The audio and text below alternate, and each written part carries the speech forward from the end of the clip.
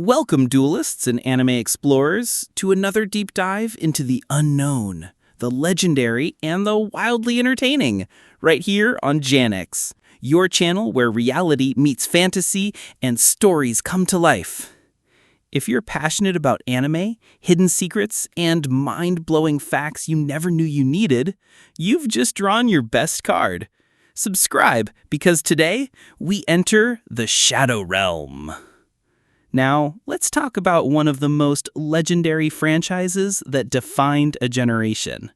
A series that turned a simple card game into a global phenomenon, reshaped friendships, and made us all want to scream, "Draw!" while staring dramatically at a plastic deck box. You guessed it, Yu-Gi-Oh! But this isn't just a show about cards. Oh no. Behind those holographic monsters and epic duels lies a world of hidden mysteries, ancient curses, real-life inspiration, and production secrets that'll make even Kaiba raise an eyebrow. So grab your duel disc, activate your trap card of curiosity, and let's go. Let's rewind time. Before the Blue Eyes White Dragon soared across our TV screens, before Yugi and the Pharaoh were solving puzzles of destiny, Yu-Gi-Oh! Was something darker. Much darker. The original manga, created by Kazuki Takahashi in 1996, was never meant to be just about a card game. In fact, Duel Monsters was just one of many games featured in what was basically a psychological thriller. The title Yu-Gi-Oh! Translates to King of Games, and that's exactly what it was. The early chapters saw Yugi facing off against bullies and criminals through sadistic little games of justice, presided over by a mysterious alter ego, the spirit of the Pharaoh. And yes, the penalties were severe. Lose a shadow game, and you wouldn't just get your life points reduced, your mind might get shattered. Literally. Early Yu-Gi-Oh! Was packed with horror elements. Knives, guns, fire, and mental breakdowns weren't out of place. The spirit of the Pharaoh, known later as Autumn, was more like a vengeful judge than a noble hero. He'd punish evildoers with cruel penalty games like hallucinations, madness, or even death. Think Death Note meets Jumanji. When Duel Monsters the card game showed up in Chapter 9 of the manga, it was supposed to be a one-time thing. But readers loved it. And when Toei Animation made a short TV adaptation in 1998, often called Season 0 by fans, it reflected this darker tone. It showed us a Yugi who looked innocent by day, but unleashed a terrifying alter ego when pushed too far. But then came Studio Gallop in 2000, and everything changed. That's when Yu-Gi-Oh! Duel Monsters, the one most fans remember, launched with a totally different tone. Suddenly, the card game took center stage. The horror faded, the tone softened, and the marketing exploded. Because here's the real twist. Duel Monsters wasn't just a game anymore. It became a real-life product. Konami turned it into a real-life trading card game. And with the anime as its commercial, it swept the world. Cards were flying off shelves, tournaments started popping up everywhere, and elementary schools were banning Exodia faster than a forbidden one could assemble. But did you know that Seito Kaiba's obsession with the Blue Eyes White Dragon is more than just drama? It actually comes from the reincarnation storyline of the Pharaoh and his past life.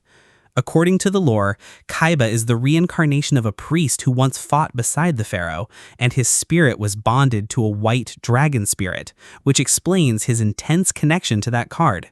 It's not just power lust, it's destiny. And speaking of Kaiba, in the original manga, Kaiba wasn't just arrogant, he was cruel. In his first appearance, he literally tore up Yugi's grandpa's Blue Eyes White Dragon in front of him, just to ensure it couldn't be used against him. Savage. And in the early adaptation, he had a freaking duel arena in his skyscraper because of course he did. Billionaire with a god complex? Very on brand. And that voice, "Screw the rules, I have money." That iconic meme voice you hear online? That's from the fan-made parody series Yu-Gi-Oh! The Abridged series by Little Karibo, one of the first internet parody dubs to go viral. And guess what? Even Takahashi himself praised it. He once said he was amazed by how passionate Western fans were, even turning his work into something comedic and totally new. And that brings us to something beautiful. Kazuki Takahashi's love for the fans.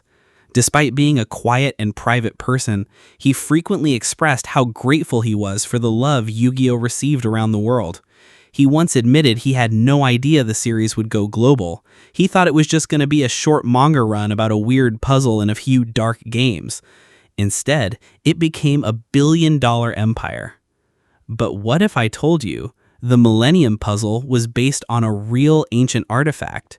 That Exodia's forbidden nature is symbolic of sealed gods from Egyptian mythology, that the Shadow Realm isn't just made up, but rooted in something very real. We'll get there in the next part. So stay tuned, subscribe to JANIX, and remember, every card has a story, and every duel hides a deeper truth. The Shadow Games have just begun. Last time on JANIX, we uncovered the dark beginnings of Yu-Gi-Oh!, where mind games and punishment ruled before Duel Monsters even became the star. But if you thought the drama was only in the cards, think again, because in today's journey, we're diving into the mystical side of the story, the heart of ancient Egypt, the soul of the Pharaoh, and the artifacts that changed everything, the Millennium Items. 7 ancient relics, 7 pieces of forbidden magic, and 1 puzzle that holds a soul older than history itself. But what are they really? Each Millennium item is more than just a shiny trinket. They're deeply tied to ancient Egyptian mythology, the dark arts, and the lost history of a forgotten kingdom. In the story, they were created using shadow magic, and believe it or not, this concept is rooted in real-world Egyptian legends, where objects were believed to carry the power of the gods and the underworld. Let's start with the most iconic, the Millennium Puzzle. Its real inspiration comes from a type of object called a Senet game box, an ancient Egyptian board game said to symbolize the journey to the afterlife. Kazuki Takahashi was fascinated by Egypt's mystical aura. He even traveled to Egypt to research hieroglyphs, symbols, and burial rituals when developing the backstory. The idea that Yugi would solve this ancient item and be possessed by the spirit of a long-dead pharaoh mirrors actual beliefs that souls could be bound to sacred objects. But the process of solving the puzzle wasn't just traumatic in the story, it was also symbolic. Yugi was small, shy, and often bullied, but solving the puzzle awakened a powerful spirit that gave him courage and strength. And here's the hidden meaning. It reflects self-discovery. Takahashi said in an interview that Yugi's transformation was about realizing one's potential and how even the weakest person can become a hero when they find their inner strength. A universal message that hit fans worldwide. Now, the Millennium Ring. Let's just say this one came with some serious bad energy. Worn by Bakura, it housed Zork Necrophades, the literal embodiment of darkness. And yes, Zork was inspired by real mythological gods of chaos like Set or Apophis, who were banished to the underworld. The ring's influence turned Bakura into a possessed vessel, much like how legends describe mortals being controlled by dark spirits. Its power to detect other Millennium items and control shadows represents the constant lure of corruption, and many fans even call it the cursed item of the series. And speaking of corruption, the Millennium Eye, wielded by Pegasus, lets you read minds. But there's a catch. It replaces your real eye. Creepy, right? Well, it's actually inspired by the Eye of Horus, an ancient Egyptian symbol of protection, healing, and spiritual insight. But in Yu-Gi-Oh!, it's twisted into a tool for manipulation. Pegasus was a character born from heartbreak, mourning the loss of his beloved Cecilia, and in his grief, he turns to dark magic. So his eye becomes a symbol of what happens when grief turns into obsession, and love becomes a weakness.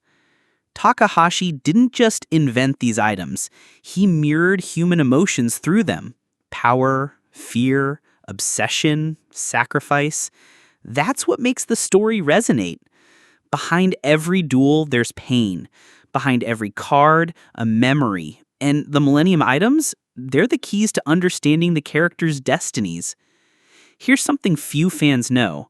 Originally, the Millennium Items were supposed to be linked to Egyptian gods, each representing a divine aspect, like time, vision, judgment, spirit. The anime hints at this, but the manga explored it even deeper, suggesting that those who held the items weren't just wielders, but chosen vessels of ancient forces. And what about the Tablet of Lost Memories, the stone slab that reveals the pharaoh's true name? It wasn't just plot decoration. That entire segment of the story, the Memory World arc, was one of Takahashi's favorite parts. He considered it the soul of Yu-Gi-Oh! Because it gave Autumn not just power, but a history, a sacrifice, and finally, peace. But real fans noticed one strange thing. When Autumn is finally sent to the afterlife, he disappears, yet Yugi still wins his final duel. Why? Because the entire story was never about Yugi being weak. It was about him becoming strong enough to stand alone. The puzzle wasn't just holding the spirit of a pharaoh.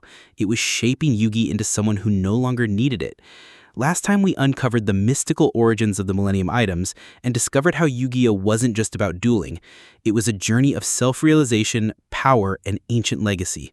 But now it's time to ask a question that might just flip your perception of the whole franchise. And here's where it gets even deeper. In interviews, Takahashi said he believed everyone has another version of themselves, a stronger, more confident inner self waiting to come out. That's what Autumn represents. He's not just an ancient soul, he's the metaphorical voice inside us all, telling us we're capable of more than we believe. Now pause for a moment and ask yourself, what's your Millennium Item? What hidden strength lies within you waiting to be unlocked? That's what Yu-Gi-Oh! Teaches us. Even beyond the flashy battles and dramatic draws, behind every summoning chant and trap card activation, there's a quiet whisper. Believe in yourself. Even when it's hard, even when no one else does. What if Duel Monsters was never meant to be just a game? Because hidden in the layers of lore, beyond the flashy monsters and holographic projections, lies a terrifying truth. Duel Monsters was once a tool of war, a weapon, a spiritual battlefield where real souls were at stake. Let's rewind, not just to ancient Egypt in the story, but to the core of the Yu-Gi-Oh! Mythos, the Shadow Games. Long before anyone shouted, "Let's duel" in a stadium filled with fans, the ancient Egyptians were using a primitive version of Duel Monsters to seal spirits into stone tablets. These weren't games of chance or strategy, they were real-life battles between sorcerers and priests who summoned monsters from another dimension to fight in their name. In the anime's Memory World arc, we discovered that what we call Duel Monsters is actually based on a forbidden art called shadow magic, and that the cards we love today were once representations of real monsters that fed on human energy. The monsters, the traps, the spells, they weren't inventions, they were records of what once was. And this is where it gets chilling. When Pegasus created the Duel Monsters card game, he wasn't designing it from scratch. In the lore, he had visions from the Millennium Eye that showed him glimpses of ancient duels. That means Pegasus was essentially reviving a forgotten magic, unknowingly unleashing forces that once nearly destroyed an entire civilization. But wait, it gets even deeper. The monsters we all know and love, Blue Eyes White Dragon, Dark Magician, Red Eyes Black Dragon, they weren't just creatures in the game, they were souls, beings with personalities, histories, and in some cases, grudges. Take Dark Magician, for example. In the Memory World arc, we learned that he was once a human, Mahad, one of Pharaoh Atum's most loyal priests. To protect his king and his people, Mahad sacrifices himself and fuses his spirit with his Ka, a spiritual beast, becoming the Dark Magician forever. That means every time Yugi plays that card, he's calling on the spirit of a real person who chose eternal combat over death. Now, tell me, how many of us thought of that while playing casually at recess? And then there's the infamous Exodia the Forbidden One. The name alone sends chills, but what made it forbidden? According to lore, Exodia was a monstrous entity of overwhelming power, one that couldn't be controlled by any human will. He was so strong that even the ancient priests had to seal him away in 5 separate pieces, each bound by chains to prevent him from being summoned again. He was too powerful, too dangerous. Not even the gods dared face him. And here we are, holding his 5 pieces like they're just rare trading cards. But in the Yu-Gi-Oh universe, Exodia was the nuclear option. Play him, and the game ends. But the most terrifying legacy of Duel Monsters lies in the Egyptian god cards: Slifer, the Sky Dragon, Obelisk, the Tormentor, and the Winged Dragon of Ra. Unlike Exodia, who was sealed, the god cards were worshipped. In the anime, they are portrayed as divine beasts, capable of leveling entire cities and deciding the fate of empires. But in truth, they were once literal gods of destruction and judgment, given form through shadow magic. Their names and designs are loosely based on Egyptian mythology, Ra being the sun god, Obelisk representing pharaonic power, and Slifer, ironically named after a real-world executive at 4Kids, representing lightning and chaos. Fun fact, in the original Japanese version, Slifer is named Osiris, and Obelisk is actually Obelisk no Kyoshinhei, the giant god soldier. The localization changed the names to be more marketable, but their power? Untouched. The god cards don't follow normal game rules. In the anime, they required tributes of soul energy, can't be destroyed by regular effects, and in Ra's case, require a chant in ancient tongue just to activate. These aren't monsters, they're divine forces barely contained in cardboard. And here's the part most fans miss. The cards are alive.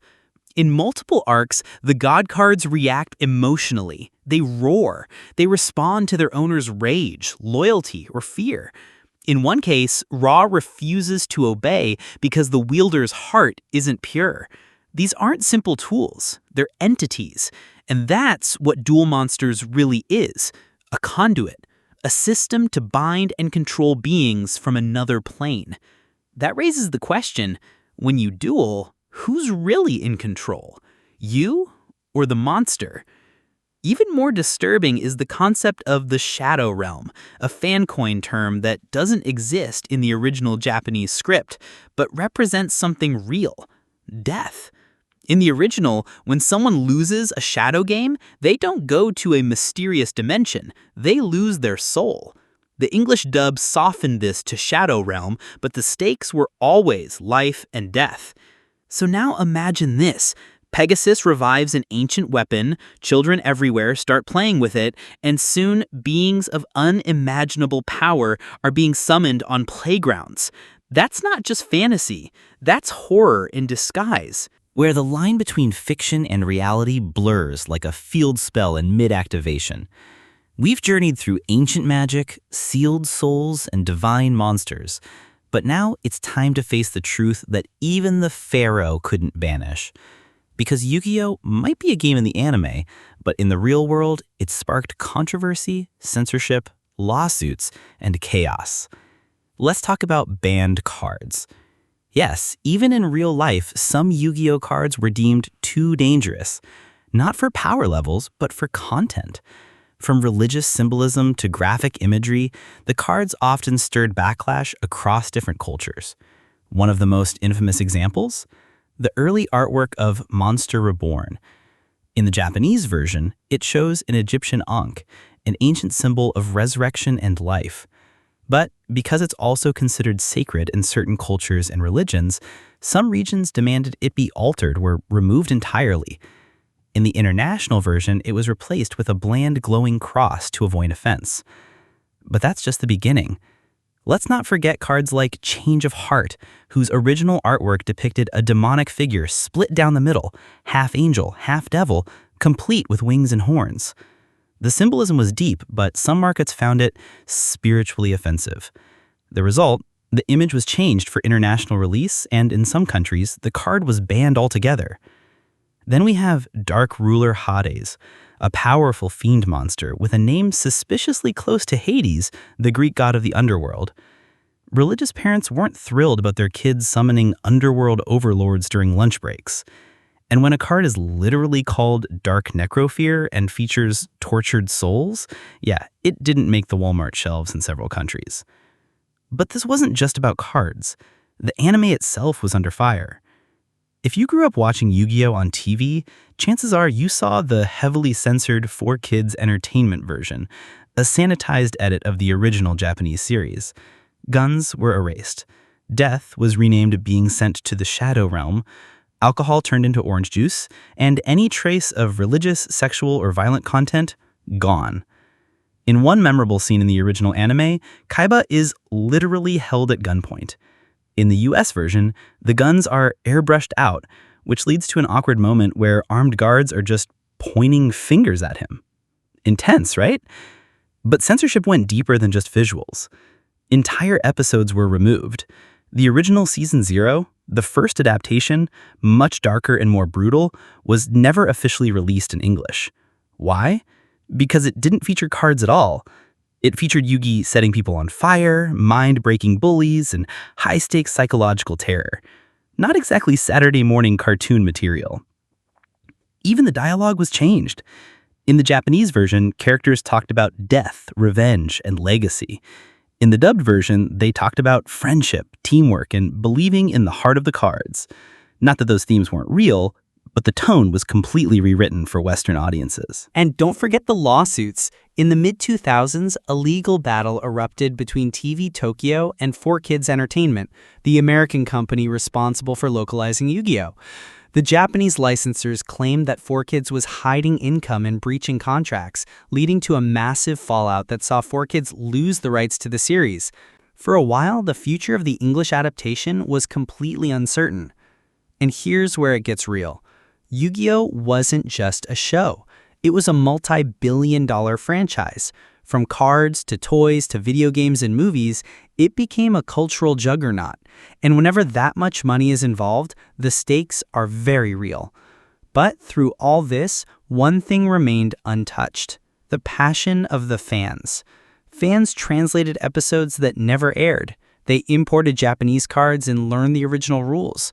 They uncovered lost storylines, alternate endings, and even rare banned cards. Some even created fan-made versions of censored scenes, restoring the original violence and darker themes. It was no longer just a game, it was a movement. And it still is. Just ask any fan who's ever screamed, "You activated my trap card!" in a totally normal conversation. Or who tried to stack their deck like Yugi and got called out at a tournament. Or who spent real money trying to collect all 5 pieces of Exodia, even though they've never once summoned him in an actual duel. Because Yu-Gi-Oh! Isn't just nostalgia, it's legacy. And its journey from banned artwork to global sensation shows us something important. No matter how much they tried to censor it, soften it, or control it, the spirit of Yu-Gi-Oh! Could never be sealed. This is it, duelists. The final turn. The last card in your hand. And here on JANIX, we're about to play it. Over the last few episodes, we've traveled through ancient magic, shadow duels, hidden meanings, banned cards, and real-world controversies. But Yu-Gi-Oh! Isn't just a tale of strategy or supernatural conflict. It's a story of transformation, of growth, of friendship, and farewell. Let's return to the moment many fans remember with a lump in their throat, the final duel. Yugi versus Autumn. Student versus mentor. Boy versus spirit. Light versus legacy. After hundreds of episodes, after world-shattering tournaments and gods summoned from the heavens, the heart of the story came down to a single message. To move forward, you must let go. The Pharaoh, Autumn, had fulfilled his mission. His name was remembered, his past restored. But to cross into the afterlife, he had to lose, and Yugi had to win. It was never about victory. It was about goodbye. And when Yugi wins, standing not as a vessel, but as a true duelist, we all realize the truth. Yu-Gi-Oh! Was never about the cards. It was about becoming the best version of yourself, even when it hurts. That final scene, with the doors to the spirit world opening and Autumn walking through as the others cry, It's one of the most emotional moments in anime history. And not just because we lost a character, but because we grew up with him. Because we understood, maybe for the first time, that letting go is a kind of strength, too. And speaking of legacy, we need to talk about the man who started it all, Kazuki Takahashi. The creator of Yu-Gi-Oh! Wasn't just an artist. He was a storyteller with vision, blending cultures, mythology, and emotion into something utterly unique. He once said that Yu-Gi-Oh! Was his thank you to the games and comics he loved growing up. But in the end, it became our thank you to him. Tragically, in July of 2022, Takahashi passed away in a heroic act, attempting to rescue people caught in a riptide. His legacy wasn't just ink on paper. It was bravery. It was kindness. It was the spirit of a true hero, even in his final moments.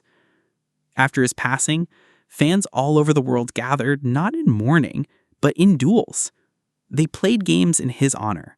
They lit candles shaped like the Millennium Puzzle. They posted art, stories, and memories, and said thank you. Because Yu-Gi-Oh! Wasn't just a series, it was a lifeline. For the lonely kid at recess, for the quiet teen who found courage through strategy, for the adult who looks back and realizes how much this strange show taught them about bravery, loyalty, and standing tall. It taught us that monsters can be friends, that magic can come from belief, and that sometimes the smallest person carries the strongest heart. And yes, the franchise continued. Yu-Gi-Oh! GX, 5Ds, ZEXAL, Arc 5, Vrains, and 7s.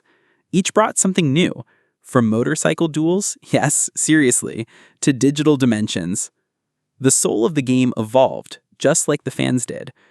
But for many, nothing hits quite like the original. The bond between Yugi and Autumn, the duel between Kaiba and his own pride, the silence of the puzzle shattering into pieces, the quiet that follows when the game finally ends. It's not nostalgia.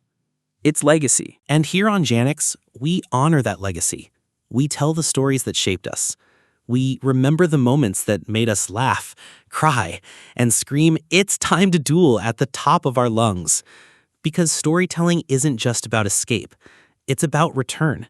And Yu-Gi-Oh! Always brings us back to the friends we made, the cards we drew, and the memories that live forever in our hearts. So the next time you hold a deck in your hands, or hear that duel music in the back of your mind, or see a Millennium Puzzle keychain and feel that tug of childhood, know this: you're still part of the game. You still carry the heart of the cards, and you are never, ever dueling alone. Where we explore worlds beyond the screen, stories beyond the pages, and remember why we fell in love with anime in the first place. If this story touched you, share it, subscribe, leave your favorite Yu-Gi-Oh! Memory in the comments, and above all, keep dueling. Outro HESFX, wind over desert sands, fading into a final echo of a card being placed face down. End of turn.